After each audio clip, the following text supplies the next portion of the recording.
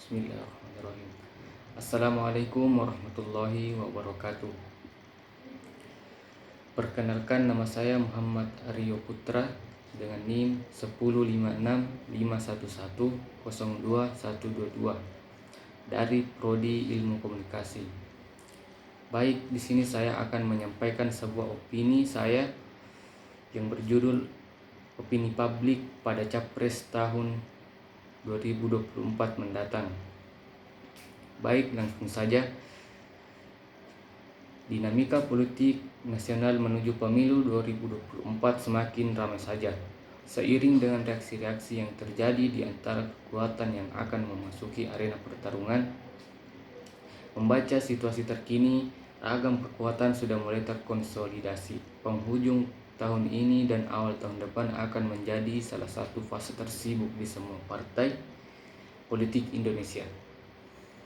Selain harus bersiap dengan tahapan pemilu legislatif, juga harus mendekat membangun komunikasi politik lintas kekuatan berguna mematangkan pengusungan capres dan cawapres yang akan menjadi kandidat resmi di Pilpres 2024. Kesalahan dalam memposisikan diri dan membuat keputusan akan mengaitkan pada peta kuasa mereka di masa mendatang. Partai politik kini harus berjalan di antara harapan publik yang terbayang dari opini publik yang berkembang, kepentingan partai lain, dan tentunya kepentingan partai politik mereka sendiri. Perlahan tapi pasti, partai politik yang tadinya sangat tidak karuan mulai membentuk pola yang harus dibaca secara teliti oleh para elit partai.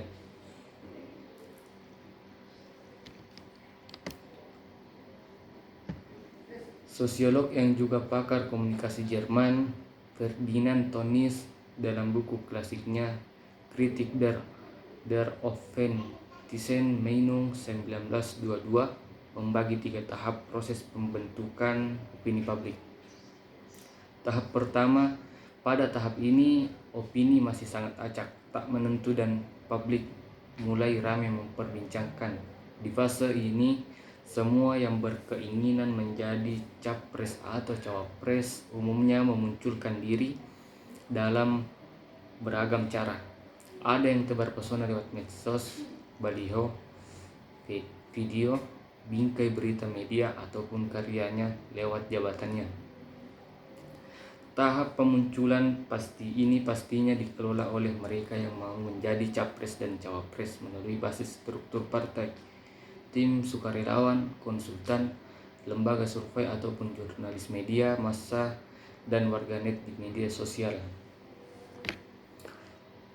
Baik, tahap kedua, Die-Pflichtigen Position. Pada tahap ini, opini publik telah membentuk pola. Opini terkonsolidasi pada mereka yang pro atau kontra. Masyarakat mengonsolidasikan diri menjadi pendukung, penentang, ataupun pihak yang belum menentukan pilihan. Jika melihat tren belakangan ini, berbagai survei opini publik oleh sejumlah lembaga survei menguatkan beberapa nama sebagai figur paling potensial untuk ke gelanggang pertarungan.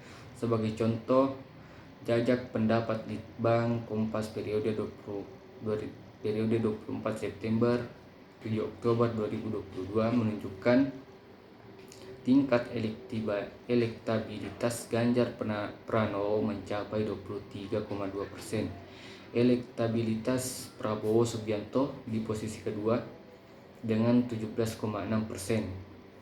Sementara Anies Baswedan berada di urutan ketiga, yaitu sebesar 16,5%. Ketiga nama itu kini selalu berada di urutan teratas meski dengan presentasi yang bervariasi dan posisi urutan yang bersaing satu sama lain di sejumlah lembaga survei lainnya. Dari keacakan nama, opini mulai bisa dipolakan dan bahan pertimbangan untuk pengambilan keputusan. Tahap ketiga disebut Die-Festigen Position, yakni tahap solidnya opini dan biasanya telah memunculkan mapan atau tetapnya opini publik di masyarakat.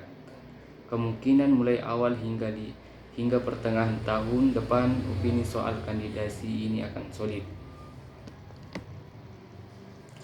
Setelah paket kuda pacuan, Capres-Cawapres terdaftar secara resmi di KPU, opini publik kembali membentuk tahapannya lagi.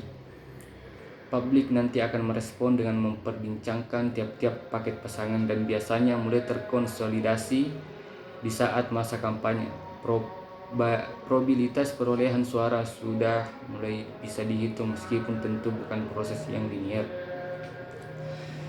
Selalu muncul kejutan seiring dengan manajemen isu dan konflik yang dilakukan tiap-tiap pihak yang berkepentingan. Pada level tertentu, opini publik pun kembali akan solid dan potensi kemenangan bisa dipetakan menjelang hari pemilihan.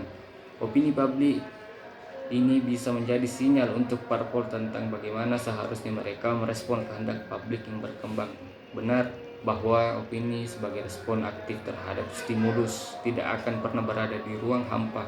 Selalu ada proses mengonstruksi opini oleh para pihak berkepentingan.